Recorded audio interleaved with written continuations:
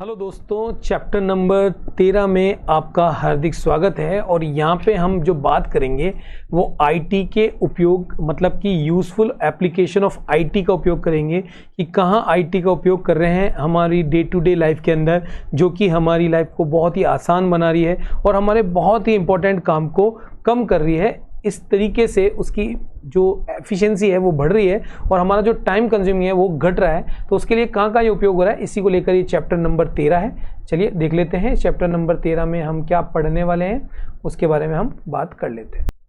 सबसे पहले आप यहाँ पे देख पा रहे हैं कि आप अपने जो भी डेटा है उसके अंदर आप विंडोज़ 10 में आसानी से आप अपनी सीडी या डीवीडी को बना सकते हैं।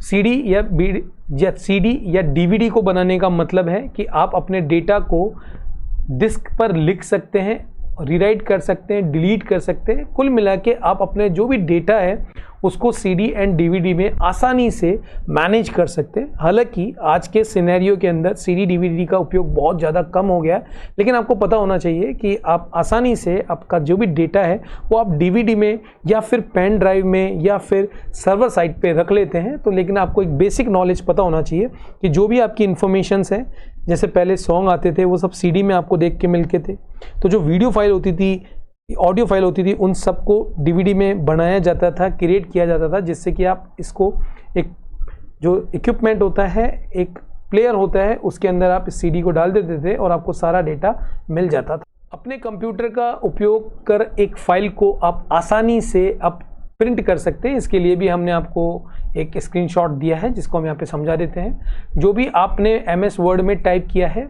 उसको प्रॉपर प्रिंट में आप करना चाहते हैं तो उसका प्रॉपर आप पेजेस सेट कर सकते हैं, उसका ओरिएंटेशन सेट कर सकते हैं, वो कितना पेज आप प्रिंट कराना चाहते हैं उसके बारे में प्रॉपर डिटेलिंग करके आप जैसे ही प्रिंट करते हैं तो आपका प्रिंट प्रॉपर वे में आपके प्रिंटर के माध्यम से पेज पर निकल जाता है।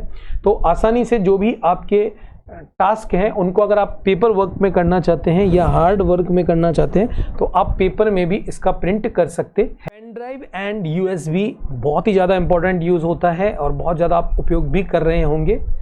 इस तरीके की आपको जो डिवाइस दिखती है ये पेन ड्राइव होती है या यूएसबी के अंदर भी आप ये डेटा रखते हैं। तो आप नॉर्मल से आपके कंप्यूटर के अंदर इसको अटैच करते हैं तो आपको एक स्पेस दिखने लग जाता है पेन ड्राइव का। आप सारा का सारा डॉक्यूमेंटेशंस, आपकी इमेज, आपके वीडियो, आपके डॉक्स, आप सब इसमें इंसर्ट कर सकते हैं और टाइम टू टाइम इसको हटाकर आप अपने साथ रिमूव करके अपने साथ भी रख सकते हैं और जिस भी कंप्यूटर में आप इसको अपलोड करना चाहें तो आप अपलोड भी कर सकते हैं। तो इस तरीके से बहुत आसान हो गया डेटा को सेव करना और उसको वन प्लेस से दूसरे प्लेस में मूवमेंट करना, जिसके लिए पेन ड्राइव का उपयोग किया जाता है। वहीं आप अपने प्रेजेंटेशंस को बहुत ही बड़ी स्क्रीन पर बेहतरीन तरीके से प्रोजेक्टर के माध्यम से प्रेजेंट करने के लिए आपके सामने HDMI और VGA केबल्स का बहुत ज़्यादा उपयोग होता है, जो हमने यहाँ पे भी प्रदर्शित कर दिया है। आप अपने LCD टीवी से या अपने प्रोजेक्टर से आपका जो कंप्यूटर्स है उसकी डिटेलिंग को आप ऐड कर सकते हैं और बड़े प्रोजेक्टर के साथ दिखा सकते हैं। इस तरीके की जो सुविधा मिलती है वो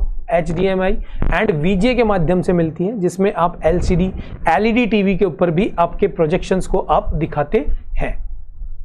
एक प्रोजेक्टर को जब आप विंडो में कनेक्ट करते हैं, याद रखिए विंडो में आप कनेक्ट करते हैं तो प्रोजेक्टर को कनेक्शन करने के लिए 4 तरीके के ऑप्शंस आपको देखने को मिलते हैं, जो हम यहाँ पे दिखा रहे हैं। आपने मान लेते हैं आपका जो लैपटॉप है उस लैपटॉप के साथ आपने एक प्रोजेक्टर को ऐड कर दिया है।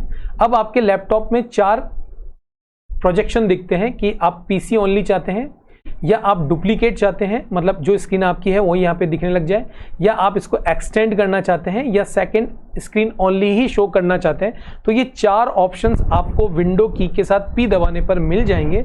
इससे आप आसानी से डुप्लीकेट करके भी आप अपने LCD की स्क्रीन या आपके लैपटॉप की स्क्रीन को बड़े प्रोजेक्टर पे शो कर सकते हैं, जिससे कि आप जो यहाँ पे टाइप करेंगे, जो प्रेजेंटेशन बनाएंगे, वो आपके जो व्यूअर्स हैं उनको आसानी से दिखने लग जाएगा।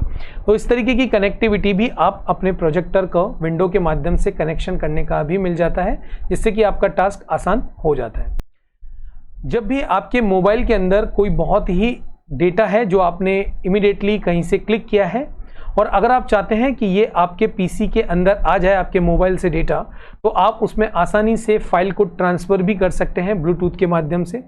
या फिर आप डेटा केबल के माध्यम मतलब कि यूएसबी केबल के माध्यम से भी आपके मोबाइल का डेटा आप अपने पीसी पे आसानी से डाल सकते हैं, और या फिर शेयर के माध्यम से भी आप अपना छोटा डेटा आसानी से कंप्यूटर में शेयर कर सकते हैं। ये सारी की सारी जो कनेक्शन है, कनेक्टिविटी है, बहुत ही कम समय में हो जाती है और आपका पूरा का पूरा डेटा आपकी मोबाइल से उठकर आपके पीसी में चला जाता है। तो इसे बोलते हैं transfer of data between the PC and mobile. हम बात कर लेते हैं एमएस ऑफिस में डॉक्यूमेंट में पीडीएफ फॉर्मेट में कैसे सेव करते हैं। अभी तक आपने जब एमएस वर्ड कर रहे हैं तो एमएस वर्ड के अंदर आप चाहते हैं कि जो भी आपकी फाइल है उस फाइल को हम पीडीएफ में ट्रांसफर कैसे करेंगे। तो जहां भी आप सेव का ऑप्शन आता है उसके अंदर आपको सेव एज टाइप आता है।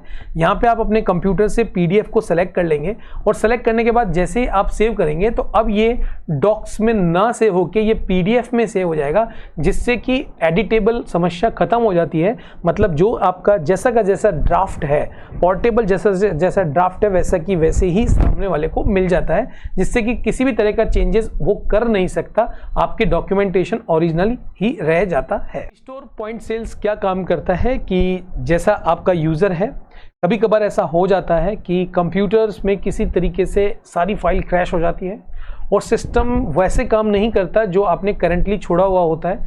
तो उसको उसी स्थिति में लाने के लिए आपके पास एक ऑप्शन होता है जिसे बोलते हैं रीस्टोर पॉइंट। मतलब कि एक पिछली किसी डेट पे जो आपका कंप्यूटर था उसी सिस्टम पे लाने के लिए आप यूज़ कर सकते हैं रीस्टोर पॉइंट को। ये सिस्टम रिस्टोर इनेबल करते हैं और उसके हिसाब से एक पर्टिकुलर डेट पे हम मेंशन कर देते हैं, जिससे कि हमारा जो पीसी है वो एग्जैक्टली उसी डेट की तरह, जिस डेट पे मेंशन था, जिस तरह पे आपको स्क्रीन दिख रही थी उसी तरीके से ये दिखना चालू हो जाता है। इसे बोलते हैं रीस्टोर पॉइंट सेट करना, जिससे कि आपका जो सीपीयू है या आपका जो लैपटॉप है वो उसी कंडीशन में आ जाता है जैसी कंडीशन में आप चाहते हैं।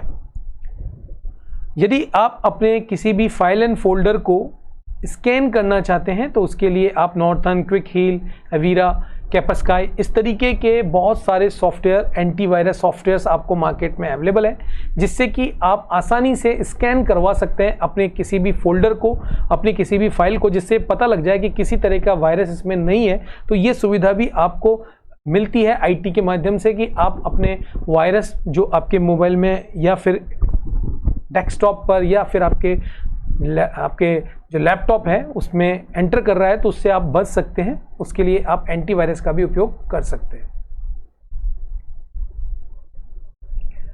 कुछ इंपॉर्टेंट पॉइंट्स हम यहाँ पे कवर कर लेते हैं आपकी सुविधा के अनुसार से। जैसे हमेशा अपनी सीडी डीवीडी पे किसी भी तरह का स्क्रैच नहीं होना चाहिए। जब भी आप प्रिंट करें तो उसका पुनरावलोकन कर लें, चेक कर लें। कंट्रोल पी के माध्यम से आप प्रिंट बना सकते हैं, प्रिंट निकाल सकते हैं। आप एंटीवायरस से स्कैन करें अपने हमेशा पेन ड्राइव को, जिस तरह से कोई भी वायरस आपके कंप्यूटर में ना आ जाए।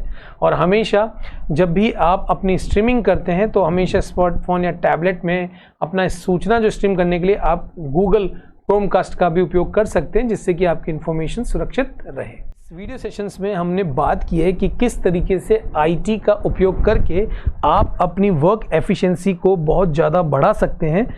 तो यदि आपको आज का चैप्टर्स अच्छा लग रहा है, आपको कंटेंट समझ में आया है, कोर कंटेंट की हम यहाँ पे बात करते हैं, चैप्टर की सार की बात करते हैं, तो आप इसको शेयर कर सकते हैं, लाइक कमेंट जरूर दें, जिससे कि हमारा मनोबल बढ़े और हम इस तरीके के वीडियो आपको देते रहें। यदि अभी तक आपने पुराने लेक्चर्स को नहीं देखा है तो जरूर देखें। हमने 1 से 13 तक के लेक्चर हमारी प्लेलिस्ट में अवेलेबल है, आप इसको रिकैप कर सकते हैं। जो आपको द्वारा दी गई जो किताब है उसका पूरी ये शॉर्ट समरी आपको यहाँ पे मिल जाएगी इंपॉर्टेंट कंटेंट के साथ। आज के लिए इतना ही। Thank you, bye bye.